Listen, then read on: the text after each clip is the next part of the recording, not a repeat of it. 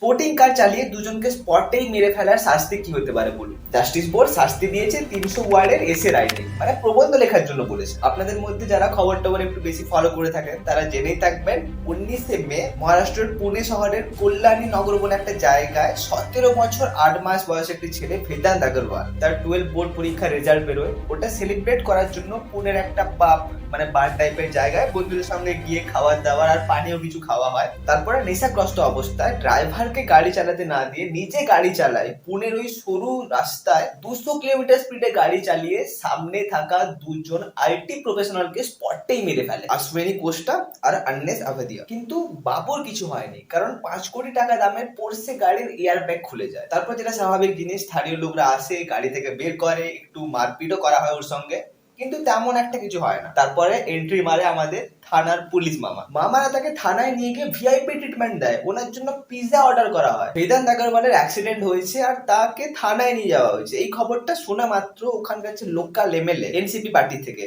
মানে national Congress party, Sunil তিংরে, ও রাত 3টের সময় ছুটে ছুটে থানায় যায়। এমএলএ হঠাৎ করে রাত 3টের সময় সমাজসেবী মনোভাবটা একটু জেগে ওঠে, কারণ বেদান্ত আগরওয়ালের যে বাবা ভিশাল আগরওয়াল একজন অনেক বড় বিল্ডার। আসলে এই টাকা পয়সা থাকা লোকদের দেখলেই নেতাদের একটু সমাজসেবী মনোভাব একটু বেশি জেগে ওঠে, তাই না?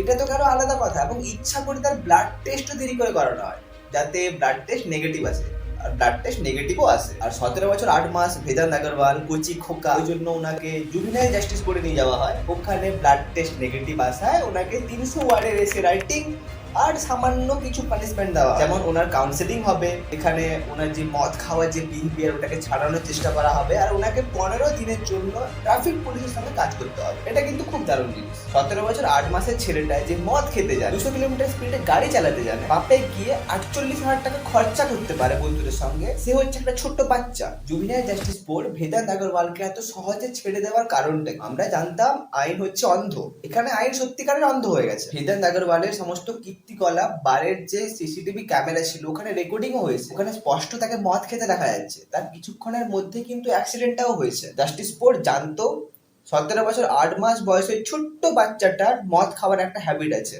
যেটা হয়তো এই ভিডিও রেকর্ডিং থেকে জানা গেছে, না হলে জাস্টিস বোর্ড তাকে মদ খাওয়ার হ্যাবিট থেকে বেরোনোর জন্য কাউন্সিলিং এর কথা বলতো না। কিন্তু ওখানকার লোকেদের জন্য কেসটা কিন্তু আবার ঘুরে দাঁড়ায়। স্থানীয় লোকেদের বিভিন্ন প্রোটেস্টের জন্য পুনে পুলিশ নিজে বলে, না না, কেস কোনো এখানে ধামাচাপা পড়েনি, আমরা আবার নতুন করে কেসটাকে বের করব। কিন্তু এখানেই শেষ নয়, এরপরেই তো আপনি বুঝতে পারবেন যে টাকা যার সব তার। পুনের যে গভর্নমেন্ট হসপিটাল যেখানে বেদান্ত আগরওয়ালের ব্লাড টেস্ট করা হয়েছিল, সসুর হসপিটাল, ওখানে আসলে ওর রিপোর্ট নেগেটিভ আসেনি, আসলে পুরো রিপোর্টটাকেই চেঞ্জ করে ফেলা হয়েছে। ব্লাড টেস্টের দায়িত্ব যে ডাক্তারের উপরে দেওয়া হয়েছিল, ডক্টর অজয় তাওরে, তাকে 14 বার ফোন যায় ভিশাল আগরওয়াল মানে বেদান্ত আগরওয়ালের বাবার কাছ থেকে। ও তো ভাগ্য ভালো যে বেদান্ত আগরওয়ালের 2টো ব্লাড স্যাম্পল ছিল, যেখান থেকে পরে জানা যায় যে এটা আসলে অরিজিনাল ব্লাড রিপোর্টই নয়। যে ডাক্তারকে আমরা ঈশ্বরের সঙ্গে কম্পেয়ার করে থাকি, যার কাজ হচ্ছে মানুষকে বাঁচানো, সরি তিনি তো এখানে মানুষকেই বাঁচাচ্ছে।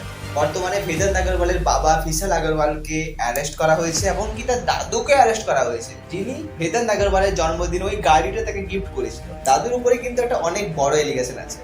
আপনাদের যখন কোনো জিনিস দরকার হয় আপনি কি করেন? কারো কাছে রিকোয়েস্ট করেন, কিন্তু দাদু এখানে ড্রাইভারকে জোর সোর মারধর করে সমস্ত দোষ তার উপরে নিয়ে নেওয়ার জন্য। আর ড্রাইভার এসে বাইরে সমস্ত কিছু বলে দেয়, দাদু চলে যায় জেলে। আসলে জেল হয়নি, জেলে যাওয়ার জন্য কাজকর্ম চলছে। এবারে এরা সত্যিকারের আদৌ জেলে যাবে না, 2-3 দিন নাটক হবে, তারপরে আবার বাইরে চলে আসে। এই কেসটা খুব সহজভাবে থামাচাপা পড়ে যেত যদি না কিছু ছোট ছোট মিডিয়া রিপোর্টার পুনের লোকাল পাবলিক এগুলো নিয়ে কথা বলতো, প্রোটেস্ট।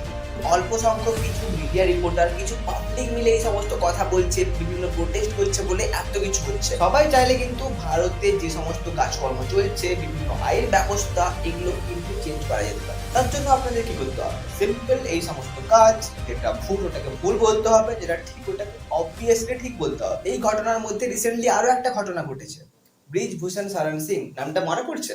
ভারতীয় মহিলা রেসলারদের উপরে বিভিন্ন খারাপ কাজ করার এলিগেশন এসেছিল। এবারে কিন্তু এই লোকটা নয়, এই লোকটার ছেলে করণ ভূষণ সিং, যিনি বর্তমান একজন লোকসভা ক্যান্ডিডেট। এনার যে কনভয় কারগুলো থাকে, মানে রক্ষণাবেক্ষণকারী গাড়িগুলো যেগুলো সামনে পেছনে থাকে, ওগুলোরই একটা গাড়ি বাইকে থাকা দুজন ছেলেকে ধাক্কা মেরে একেবারে স্বর্গে পাঠিয়ে দেয়। সেম জিনিসটা এখানে হয়েছে। আপনি জাস্ট গাড়িটার অবস্থা দেখুন, একটা বাইকের সঙ্গে গাড়িটার অ্যাক্সিডেন্ট হয়েছে। গাড়িটার স্পিড কত পরিমাণে ছিল! আসলে যেটা বলা হচ্ছে, গাড়িটা র্যালি থেকে একটু দূরে চলে গেছিল, তারপরে পেট্রোল পাম্পে যায় পেট্রোল ভর্তি করার জন্য, যেখানে আরো একটু দেরি হয়ে যায়। তারপরে ওই র্যালির কাছে তাড়াতাড়ি পৌঁছানোর জন্য স্পিডে গাড়ি চালায়, আর স্পিডে গাড়ি চালাতে গিয়ে দুজন ছেলে মারা যায়। আসলে এই নেতা মন্ত্রীরাই তো আমাদের দেশের ভবিষ্যৎ। ইয়াং ছেলে মেয়ে তো আমাদের দেশের কোনো কাজেই আসে না, ওদেরকে মেরে ফেলে অ্যাক্সিডেন্ট করে। আসলে এর উপরে তদন্ত চলছে। রিসেন্ট খবর 29 তারিখ সকালের ঘটনা। কিন্তু পুনে অ্যাক্সিডেন্ট কেসে যদি লোকরা আওয়াজ না তুলতো তাহলে কেসটা অটোমেটিক ধামাচাপা পড়ে যেত। আমরা যদি ফুলকে ফুল না বলি, মুখ বন্ধ করে থাকি, তাহলে একদিন আমাদের সঙ্গে সেম জিনিসটা হবে। একটা বড় বাপের ছেলে আসবে, রাস্তায় ধাক্কা মেরে চলে যাবে, দোষ হবে আমাদের উপরে। কারণ আমরা রাস্তায় কেন গেছিলাম? আমাদের জানা উচিত ছিল একটা বড় বাপের ছেলে রাস্তা দিয়ে গাড়ি চালিয়ে যাচ্ছে, তার সামনে যাওয়া আমাদের ভুল।